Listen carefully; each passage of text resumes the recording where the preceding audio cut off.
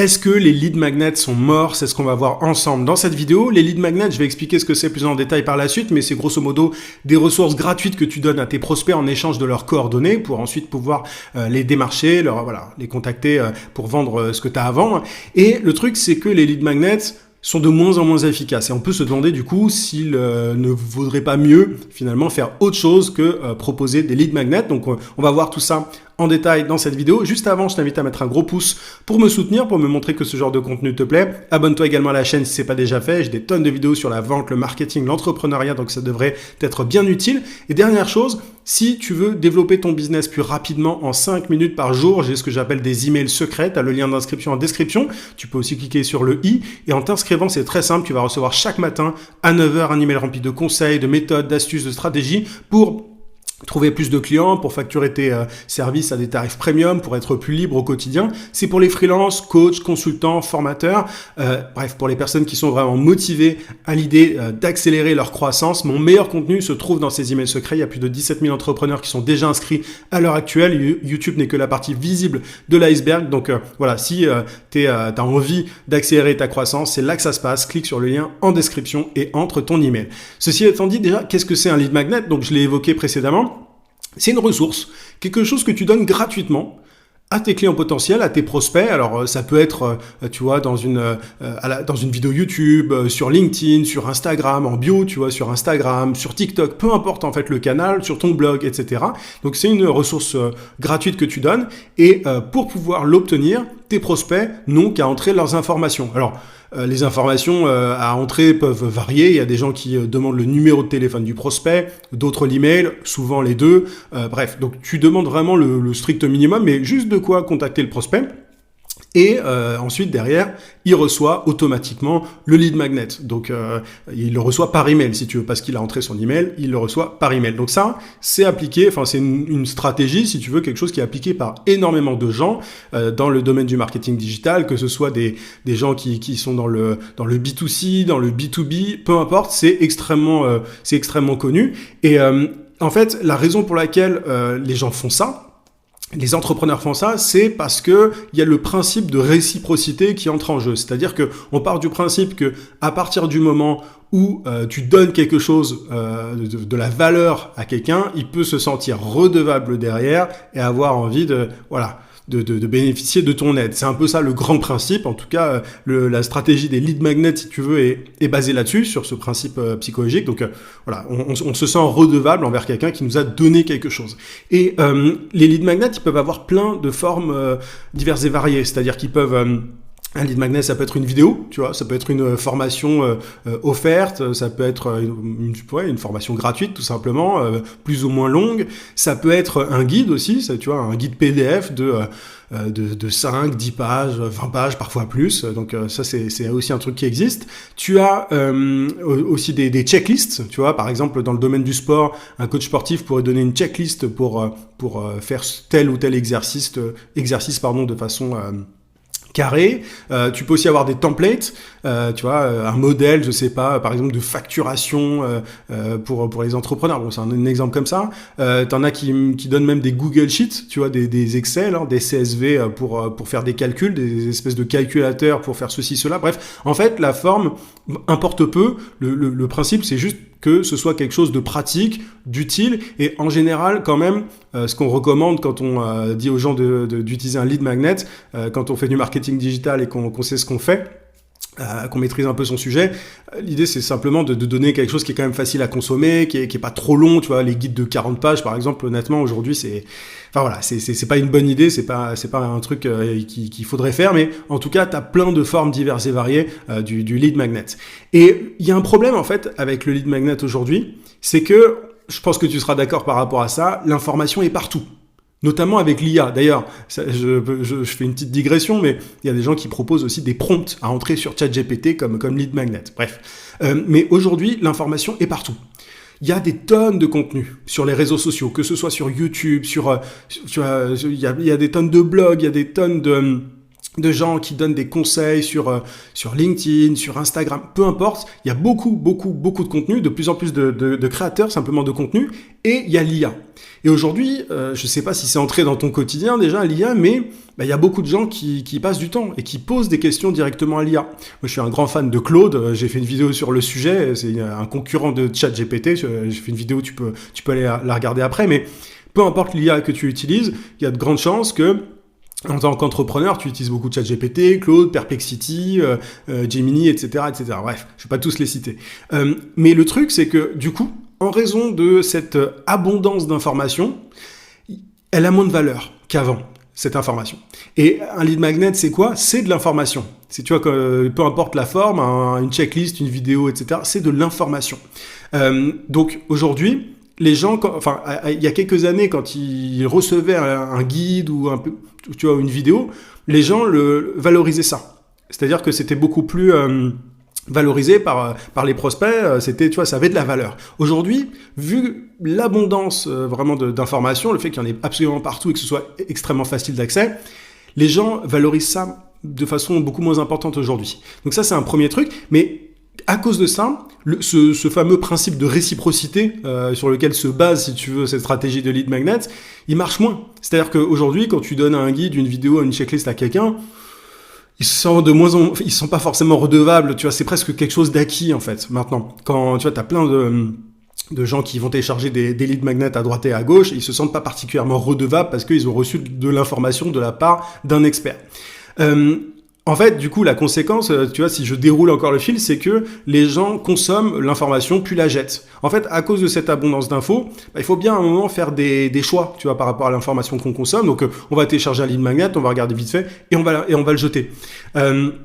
Et le truc, c'est qu'un consommateur compulsif d'informations, on pourrait appeler ça un info junkie, tu vois, c'est pas forcément un prospect.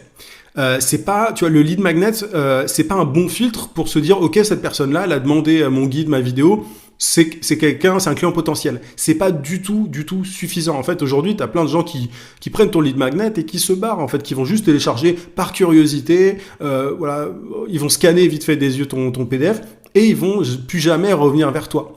Donc, c'est pas un bon filtre aujourd'hui, les lead magnets, ça n'est plus un bon filtre. À une certaine époque, encore une fois, quand l'information n'était pas aussi abondante, quand il n'y avait pas autant de concurrence, quand il n'y avait pas l'IA, etc., oui, on pouvait partir du principe que quelqu'un qui télécharge un lead magnet était un bon prospect. Tu vois, c'était quelqu'un, effectivement, qui pouvait être intéressé par nos services, par notre offre, etc. Aujourd'hui, c'est pas du tout le cas. C'est juste quelqu'un qui est vite fait intéressé par le sujet, mais dans le lot, il peut y avoir des prospects, mais c'est pas parce que quelqu'un télécharge ton lead magnet que derrière, tu as des chances de le convertir. Et du coup, si tu proposes un lead magnet aujourd'hui, le problème, c'est que tu récupères plein de touristes qui ne convertiront jamais. En fait, tu vas juste amasser plein de gens, plein de curieux, etc. Moi, j'appelle ça des touristes, mais qui ne sont pas de vrais clients potentiels. Donc, tu vois un petit peu les limites de cette stratégie. Et en plus de ça, c'est un peu... c'est pas secondaire, mais tu payes ton autorépondeur plus cher pour rien. C'est-à-dire que ton autorépondeur, c'est ton outil d'emailing qui va envoyer derrière le lead magnet à ton prospect. Vu que tu vas avoir souvent les autorépondeurs, ils facturent en fonction du nombre de contacts que tu as.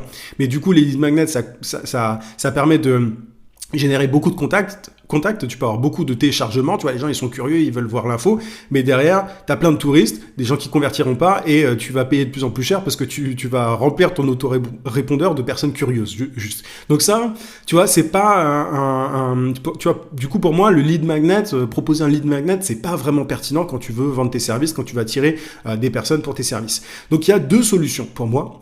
Soit tu proposes un lead magnet plus engageant. Donc en fait, l'idée, c'est pas de jeter à la poubelle les lead magnets, mais parce qu'un lead magnet, c'est juste quelque chose, une ressource que tu donnes. Hein, c'est ça, un lead magnet en échange des coordonnées. Mais ce que tu peux faire, au lieu de donner une checklist, un truc vite fait à consommer, ce que tu peux faire, c'est proposer quelque chose de plus engageant, comme une newsletter. Tu vois, moi, c'est ce que je fais. Tu l'as vu au début de cette vidéo. Je t'ai proposé ma newsletter quotidienne. C'est beaucoup plus engageant dans le sens où il faut avoir envie de la recevoir tous les jours. Tu vois, moi, le contenu que je donne dans cette newsletter, voilà, il est plus approfondi que sur YouTube, etc. Je parle de beaucoup de choses, mais au-delà de ça, il y a un engagement qui est beaucoup plus important qu'un simple PDF, tu vois. C'est pas juste, tu t'inscris, tu regardes un email et tu t'en vas. C'est une newsletter qui est quotidienne. Moi, ma newsletter, je l'écris tous les jours depuis janvier 2019, pardon, j'allais dire 2009. Depuis janvier 2019. Donc ça fait un bail, et il faut avoir envie de recevoir tous ces emails. Moi, j'ai des personnes qui sont abonnées depuis des années, et des clients qui restent abonnés, etc. Donc, tu vois, c'est un format qui est beaucoup plus engageant. T'es pas obligé de proposer une newsletter, tu peux aussi proposer une vidéo. Mais quand je dis une vidéo, c'est pas une petite vidéo de 2 minutes ou 3 minutes, c'est une vidéo qui est beaucoup plus engageante, de 20 minutes, tu vois, une vidéo de vente, une vidéo sales letter, une VSL, ça peut être un webinaire aussi. Mais tout ça, en fait, le fait de proposer un lead magnet plus engageant, ça permet forcément d'identifier les personnes, les prospects les plus chauds. Il y a une grosse différence entre quelqu'un qui télécharge un PDF et qui le jette et quelqu'un qui regarde une vidéo pendant 20-30 minutes. Ça n'a absolument rien à voir. Le temps passé à consommer ton lead magnet a un énorme impact. Enfin, tu vois, c'est un signal qui est génial pour pouvoir justement voir, identifier de bons prospects. Maintenant, attention, il y aura quand même des consommateurs d'infos dans le lot, tu vois. T'as quand même parmi les gens qui regardent une vidéo de 20 minutes, etc., des personnes qui ne convertiront jamais, mais beaucoup moins. Donc, pour moi, les lead magnets, tu vois, il faut pas non plus les jeter à la poubelle, mais il faut passer à un style de lead magnet beaucoup plus engageant. Enfin, ceux qui ont, il faut proposer des choses plus difficiles d'accès, tu vois. Il faut rajouter de la friction volontairement pour qualifier et ne pas avoir de touristes. Maintenant, tu peux aussi, la deuxième solution pour moi, c'est de zapper le lead magnet. Tu peux tout à fait te dire que ton contenu, c'est ton filtre, et faire des appels à l'action directs. Tu vois, par exemple, moi sur YouTube, j'aurais pu te dire que voilà, si tu es indépendant, que tu veux développer ton business plus rapidement, accélérer ta croissance, trouver plus de clients, mettre en place un système d'acquisition fiable, prévisible pour être plus serein, pour être plus libre, voilà, pour plus kiffer, tu peux cliquer sur le lien pour découvrir tous les détails de mon programme d'accompagnement. Tu vois, je pourrais faire ça. Moi, j'ai décidé d'appliquer cette stratégie, de quand même récupérer les coordonnées des gens pour les contacter, mais avec un format beaucoup plus engageant qui est la newsletter. Mais tu pourrais tout à fait te dire, voilà, mon contenu, c'est mon filtre, et derrière, je fais des appels à l'action en direct. Maintenant, le souci, c'est que le reach, la portée des publications sur tous les réseaux, d'ailleurs, hein, que ce soit LinkedIn, YouTube, etc., elle diminue régulièrement. C'est pour ça que pour moi, ça reste quand même intéressant de récupérer les coordonnées des gens, parce que si tu te bases uniquement sur ton contenu, au fil des années, tu vas avoir de moins en moins de visibilité, et derrière, tes appels à l'action vont être moins visibles et tu vas gagner moins. Alors que si tu récupères les coordonnées des gens, tu peux augmenter le taux de conversion global si tu fais du lead nurturing par email, par exemple. Tu vois, si tu alimentes en contenu ta base email, tout simplement. Donc ça, voilà, tu as ces deux solutions. Tu proposes un lead magnet plus engageant, ou alors tu fais des appels à l'action directs. Maintenant, pour moi, le meilleur compromis, c'est de proposer des lead magnets plus engageants, comme des newsletters, des vidéos un peu plus longues, etc. Et en même temps, d'avoir un appel à l'action rapide pour ceux qui ont téléchargé le lead magnet, pour pouvoir identifier les quelques prospects les plus chauds. Et le reste, tu les travailles sur le long terme, tu fais du lead nurturing, tu crées des déclics auprès de ces prospects pour que certains finissent par convertir. Donc pour moi, vraiment l'idéal, c'est de faire un espèce de combo. Tu proposes un lead magnet engageant, une vidéo longue, une newsletter. Et juste derrière, pour ceux qui ont consommé ça, tu fais un appel à l'action. Parce qu'il y a toujours dans le lot des personnes qui ont engagé avec un contenu un peu long, des personnes qui sont prêtes à bosser avec toi, si ton offre est bonne, etc., évidemment. Et donc comme ça te permet de générer des revenus. Et toutes les personnes qui n'ont pas converti tout de suite, dis-toi qu'elles ont quand même consommé un contenu un peu engageant, un peu long. Du coup, en les travaillant sur le long terme avec des emails réguliers, tu vas pouvoir en convertir. Donc ça, pour moi, c'est la solution. Alors, à la question, est-ce que les lead magnets sont morts? Est-ce que le lead magnet, tel qu'on l'a connu, est mort? La réponse est que le lead magnet à l'ancienne, le petit truc rapide qu'on envoie, oui, pour moi, c'est mort. Maintenant, le lead magnet engageant, un petit peu long, non, ça reste une bonne stratégie à condition de bien s'y prendre. J'espère que cette vidéo t'a été utile, qu'elle t'a plu. Mets un petit pouce si c'est le cas. Je te rappelle que, évidemment, tu vois, je prolonge un petit peu la vidéo avec cet appel à l'action, mais je t'invite à regarder mes emails secrets, enfin, à t'inscrire, à t'abonner à mes emails secrets pour recevoir mes meilleurs conseils au quotidien dans ta boîte de réception. Tu as le lien d'inscription en description. Et voilà, je te souhaite plein de succès. À très vite.